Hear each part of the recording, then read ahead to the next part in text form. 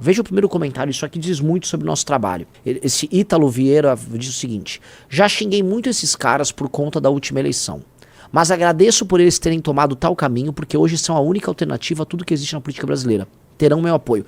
Quando à época a gente falou, nem Lula nem Bolsonaro, que eu não vou carregar caixão do Bolsonaro com os erros dele, com as perseguições, com o péssimo governo que ele fez, foda-se, estamos certos. E eu digo mais, tá na hora da direita bolsonarista fazer um meia-culpa e falar, estes caras que votaram no Lula estavam certos. Eu volto a repetir, tá na hora desses caras falarem, os caras que votaram no Lula estavam certos. O bolsonarismo é um fracasso, a direita bolsonarista é um fracasso, a existência desse bando de picareta, desse bando de vagabundo, cujo representante hoje, o símbolo maior disso é a Nicole, tá? Aquela farsa ambulante. Esses caras são um fracasso, uma derrota gigantesca. E se você tem um mínimo de dignidade e ainda é bolsonarista, peça desculpa. Fala, cara, desculpa, eu errei.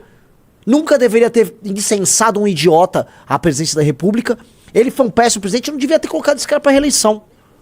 Tá? Então assim, tá na hora de fazer esse meia-culpa e falar, pô, os caras que pediram voto nulo estavam certo o tempo todo. Hoje eles não têm compromisso com o erro, porque ser compromissado com o Bolsonaro é ter compromisso com o erro. E podem peitar o PT sem precisar ficar ouvindo, mas na pandemia não é nada, eu fiz oposição à pandemia. A esses caras. Olha esse comentário, volta pro segundo comentário. Não gostava do MBL, mas depois desse podcast mudei minha opinião. Inteligentíssimos. Cara, não quero dizer nada, mas assim, não há nada tão inteligente quanto a gente na política brasileira. É real, é concreto. Ainda mais porque eu tava com o Kim Kataguiri, ele próprio um reservatório de inteligência.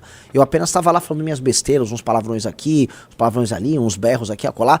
Todo toscão, descabelado, do lado da figura brilhante que é o Fonão. Aqui da live. Meus queridos amigos, a CCJ, tá, do Senado, a Comissão de Constituição e Justiça do Senado, em geral, tomada do que há de pior em termos de material humano no Brasil, eu volto a repetir, tomada pelo que há de pior em material humano no Brasil, a CCJ, de forma unânime, vetou, ou seja, né, deu parecer contrário ao andamento da PEC da blindagem.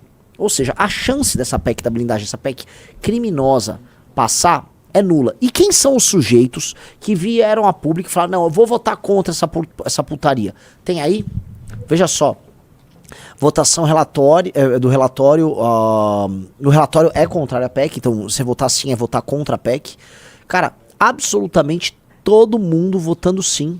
Bloco parlamentar do MDB votou sim, bloco parlamentar Resistência Democrática, todo mundo votou sim, bloco parlamentar do PT, pelo Brasil, PDT, PT, sim, todo mundo.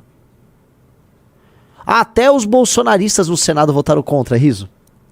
O que dá o tom é o seguinte, se até os bolsonaristas votaram contra, é porque os que votaram a favor na Câmara votaram sem perceber que na prática estavam fazendo merda do ponto de vista midiático, porque eles achavam totalmente legal e vieram ao público defender. Eles não sabiam a merda colossal que ia dar. E é a real. A PEC Nicolas Ferreira, e vocês precisam dar o nome aos bois, a PEC Nicolas Ferreira, a PEC que foi encampada por aquela figura patética daquele moleque retardado, aquele pilantra de Minas Gerais, que é o Nicolas Ferreira. A PEC Nicolas Ferreira foi barrada no Senado.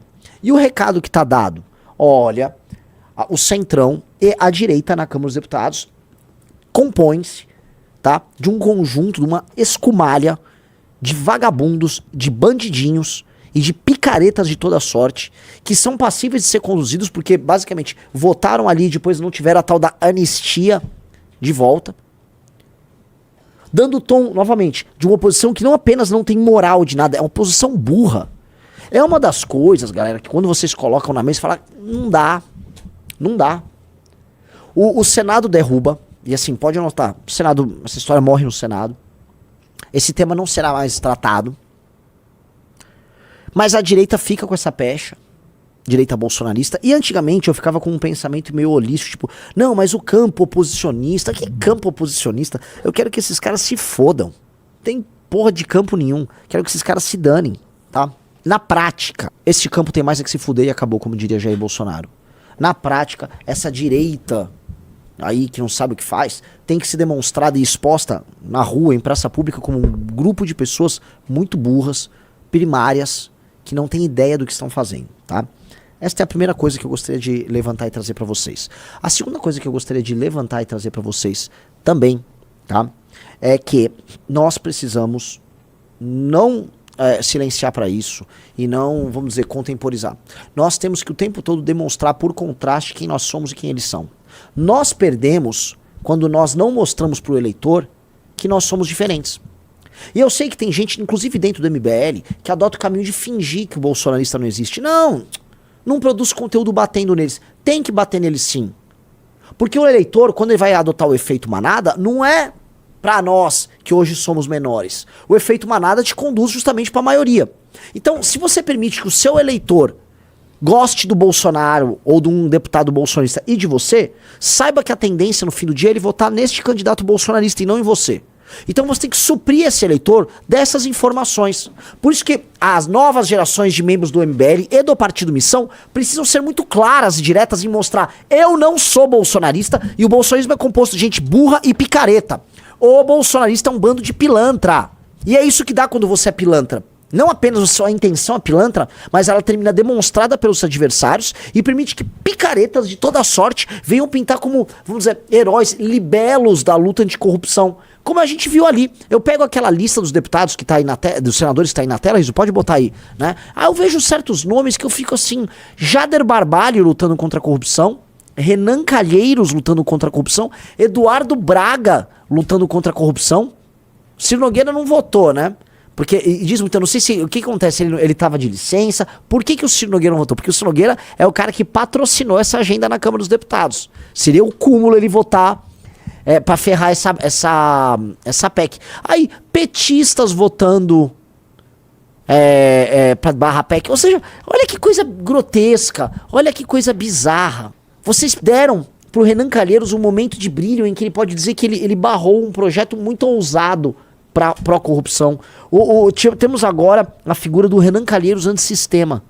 E aí a argumentação, né, dos bolsonaristas termina: não, mas essa aqui era a PEC, na verdade, PEC das prerrogativas. Olha o papo, PEC das prerrogativas.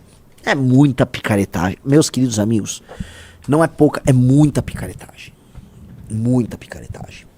Só que o eleitor bolsonarista o tempo todo tá lá sendo condicionado a essa conversa, a acreditar nesse papo, a viver essas mentiras, como se isso tudo fosse absolutamente natural.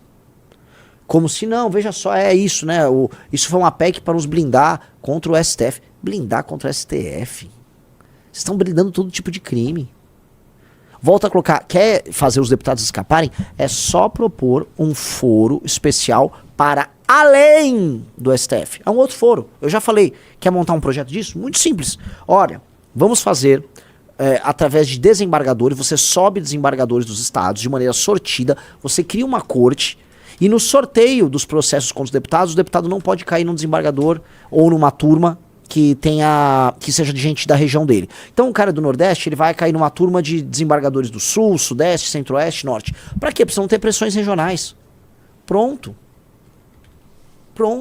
Então aí criamos uma corte específica, que não é o STF, é uma corte bem simples, que reúne eles para julgar casos que envolvam senadores e deputados. Acabou. Pronto. O que eles propuseram é outra coisa. O que foi proposto ali de maneira muito clara é um salvo-conduto para impunidade. Voto secreto, aprovação para abertura do processo pela Câmara. Ninguém nasceu ontem. Mas essa turma, né, ela acredita que o eleitor nasceu ontem. Porque o eleitor que tá... E a gente precisa colocar aqui. Esse eleitor, normalmente esse eleitor de classe C e D que a direita atingiu, porque a direita buscou e conseguiu chegar num eleitor nas classes C e D. Tá? Quem é esse eleitor? É um geral, o eleitor evangélico.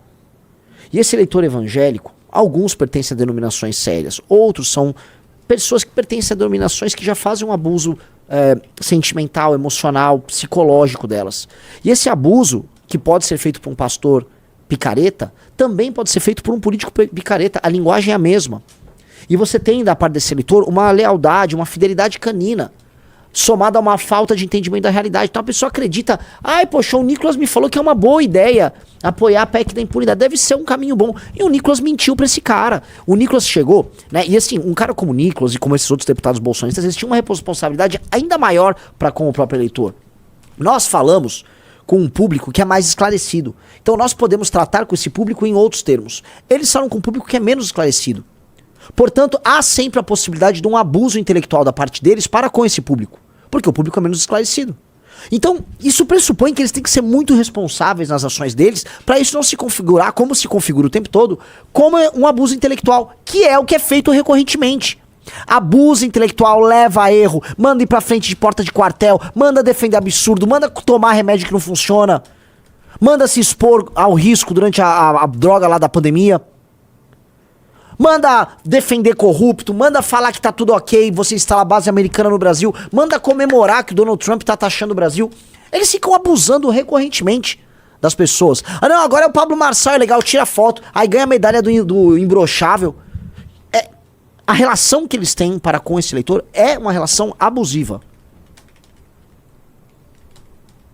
E a gente tem que, assim, se tocar. Cara, se você tem um poder sobre essas pessoas confiam em você, honre isso. São pessoas simples, são pessoas humildes. A coisa mais importante que você faz é justamente honrá-las. E se você gostou desse conteúdo e quer ver mais vídeos como esse, já deixa o like e siga o canal Missão Vanguarda.